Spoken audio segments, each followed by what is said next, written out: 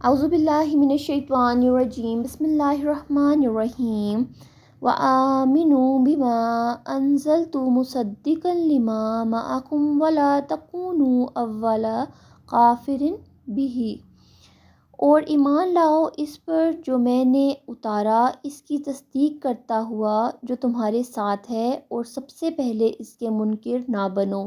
وَلَا تَشْتَرُوا بِآيَاتِي ثَمَنًا قَلِيلًا، اور میری آیتوں کے بدلے تھوڑے دام نہ لو۔ وَإِيَّايَ فَاتَّقُونِ، اور مجھ ہی سے ڈرو۔ اور ایمان لاؤ کس چیز پر جو میں نے نازل کی ہے، یعنی قرآن، جس کی تورات اور انجیل تصدیق کر رہا ہے۔ تو یہ کہا گیا کہ اس چیز پر ایمان لاؤ جو میں نے اتاری، یعنی قرآن پاک۔ تو جو قرآن پر ایمان لائے گا آٹومیٹکلی وہ صاحب قرآن یعنی حضرت محمد صلی اللہ علیہ وسلم پر بھی ایمان لے آئے گا، اور قرآن حضرت محمد صلی اللہ علیہ وسلم کی سچائی کا گواہ ہے کہ وہی اللہ کے آخری نبی اور رسول ہیں۔ اولا کافر بہ، اور اس کے پہلے انکاری نہ ہو جاؤ۔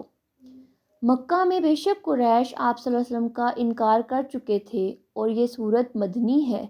تو مدینہ میں یہود و نصارہ سے خطاب ہے، کیونکہ وہ اہل کتاب تھے، ان پر کتاب پہلے سے نازل ہو چکی تھی جس میں احکامات پہلے سے موجود تھے، اور وہ حق کو جانتے تھے، وہ صاحب علم تھے، پھر بھی قرآن مجید کے انکاری تھے۔ اس لیے ان سے کہا گیا کہ تم اس کے پہلے انکاری نہ بنو۔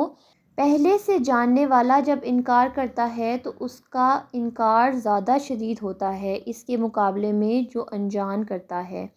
سورہ بقرہ 146 میں آتا ہے کہ جن کو ہم نے کتاب دی وہ اس کو اس طرح پہچانتے ہیں جس طرح وہ اپنے بیٹوں کو پہچانتے ہیں۔ کافر ہونا چاہے سب سے پہلے ہو یا بعد میں انتہائی ظلم اور جرم ہے، مگر اس آیت میں فرمایا ہے کہ پہلے کافر نہ بنو۔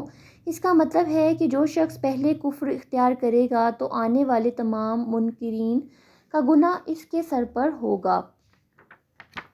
وَلَا تَشْتَرُوا بِآيَاتِي ثَمَنًا قَلِيلًا، تھوڑی قیمت سے مراد دنیاوی فائدے ہیں جن کی خاطر لوگ اللہ کے احکام اور اس کی ہدایات سے انکار کرتے ہیں۔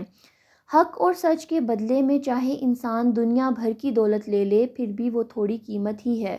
حضور صلی اللہ علیہ وسلم کو وہ پہچانتے تھے، ان کا انتظار تھا، لیکن جب وہ آئے تو وہ گھبرا گئے کہ اگر ہم ان کی تصدیق کریں گے تو ہماری حکمرانی اور سرداری چلی جائے گی، اسی لیے انہوں نے آپ صلی اللہ علیہ وسلم کا اور ان کی آیات کا انکار کر دیا۔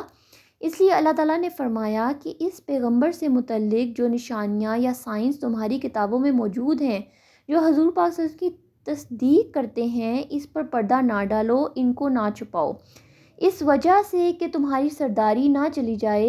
وہ سرداری ثمناً قلیلاً ہے اصل میں۔ وَإِيَّايَ فَاتَّقُونِ، اور صرف مجھ ہی سے ڈرو۔